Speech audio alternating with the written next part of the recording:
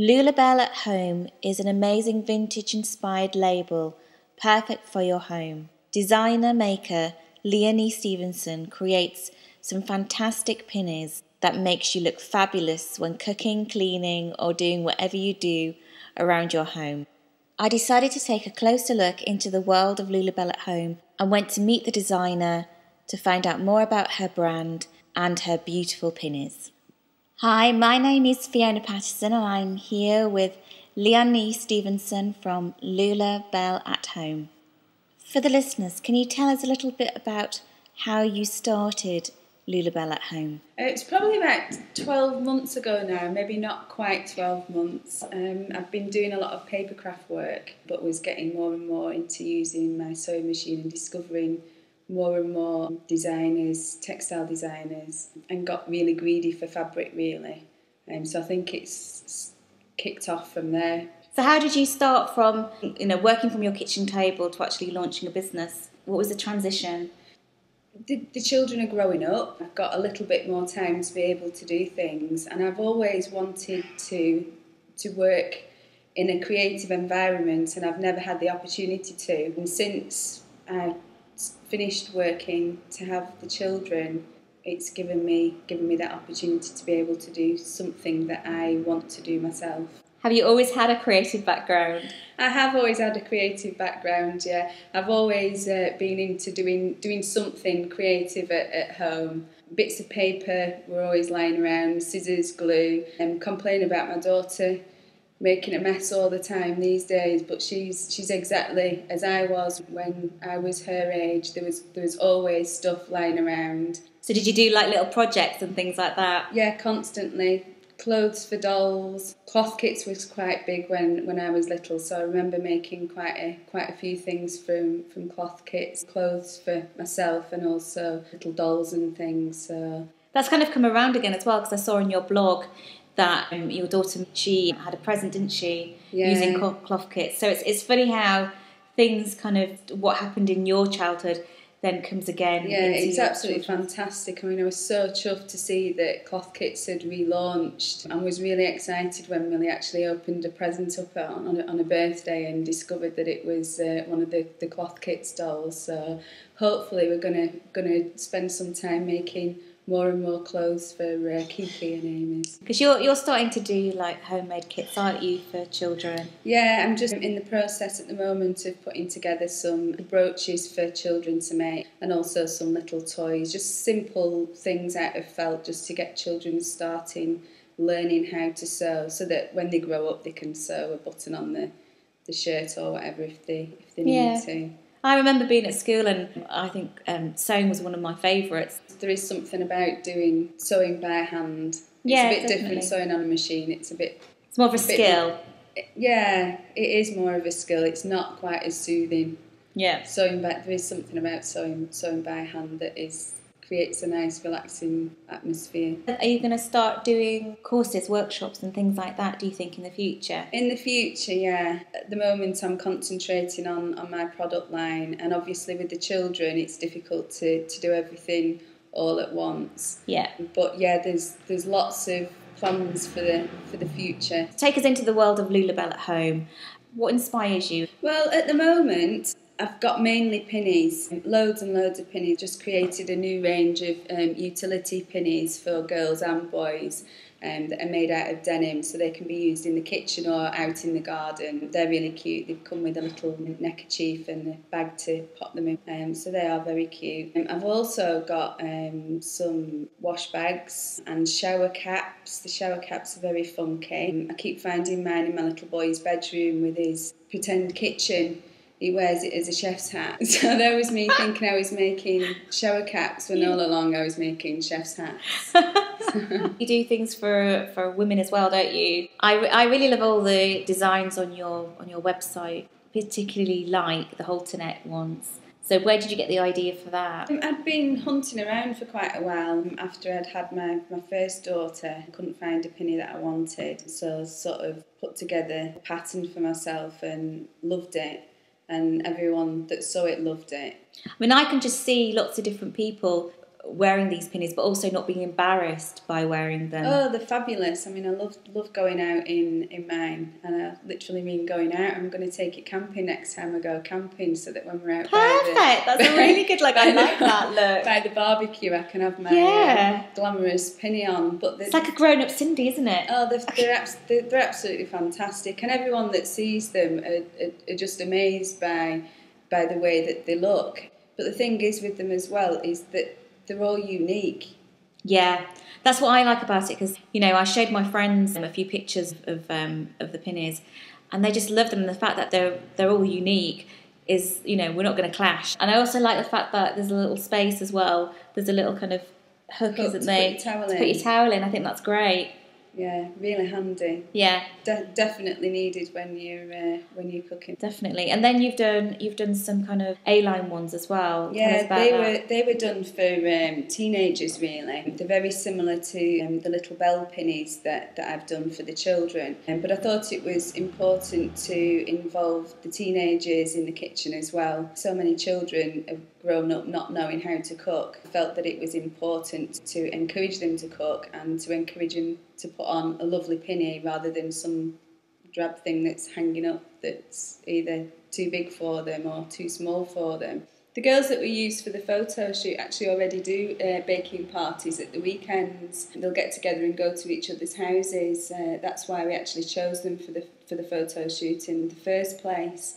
And you can tell just by looking at the photos that they really enjoy what they're doing, and that it wasn't something that was just set up. Oh no, they you can see they're enjoying it. Oh yeah, yeah, definitely. And they love the pinnies as well, don't they? So that was an added bonus. It was excellent. They really loved trotting around in their high heel shoes with the little pinnies on. They look fantastic. I love the laundrette shot. That's a classic shot, isn't it? It's my favourite. It's absolutely fantastic. It doesn't need anything else. It just says it all. Absolutely. No, definitely. I think it's a good vintage shot, isn't it? Well, I love the fact that you can get matching pinnies as well. One for you and one for your daughter or for your son.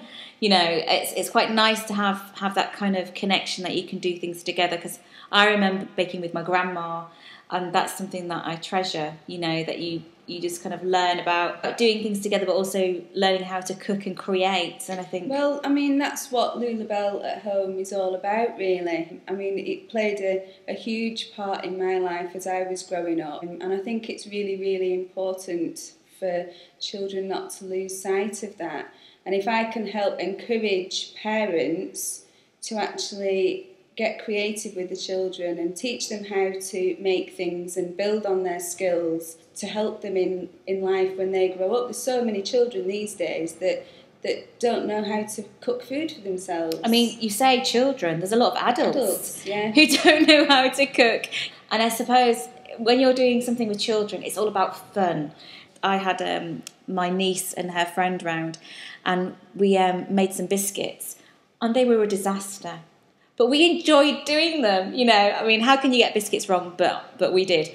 But it was a recipe that I didn't know before, and I think that's the whole point. It's like it's meant to be about the process of learning, though. You make mistakes when you're learning, and that's how you take things forward. Yeah, exactly. We can't all be Jamie Oliver, or Gordon Ramsay. I'm sure Jamie Oliver's made plenty of mistakes in his time. Absolutely, or Nigella Lawson, or whoever your known chef is. But I think, I mean, you're right, making mistakes and just more importantly, having fun. And I think... And instilling confidence. Confidence in the kitchen is really important. There's so many people that are scared of going into the kitchen and making something, like you say, because they're scared of making mistakes. But mistakes happen and you learn from them. You do. We just got to jump in there and do it. I think as well, it's really good that you're going to be doing like little baking sets, aren't you? And things like that in the future. I think it's a good present to start somebody off if they're just a little bit frightened about cooking. And it also encourages children to nag the parents. If they've got a kit that they want to use, then the parents are going to be more inclined to to actually do something with it. Sometimes parents don't know what to do with their children. You know, it's like half term or, you know, summer holidays or you know, whatever holiday it is. It's sometimes hard to know what to do with them, you know, and so giving ideas and which, you know, I've often found on your blog, actually, I think your blog is really good at showing that, you know, little exercises and that kind of thing, what you do with your own children. You know, I kind of often, you know, like pick up on that and learn from that and do that with my niece. But yeah, I just think it's good to endorse that, and also, you know, as you say, it's all a learning process. What mainly inspires you as a designer maker? Fabric.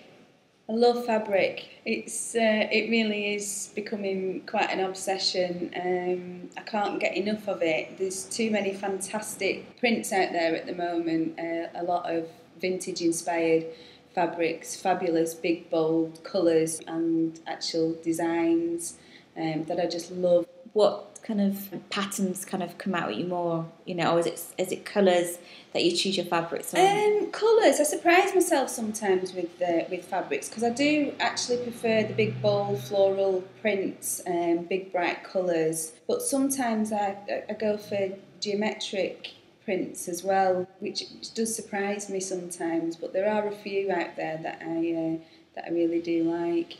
What has been people's reactions to your work? On your blog, there's a lot of people who've sent photographs of people wearing them, which is quite cute.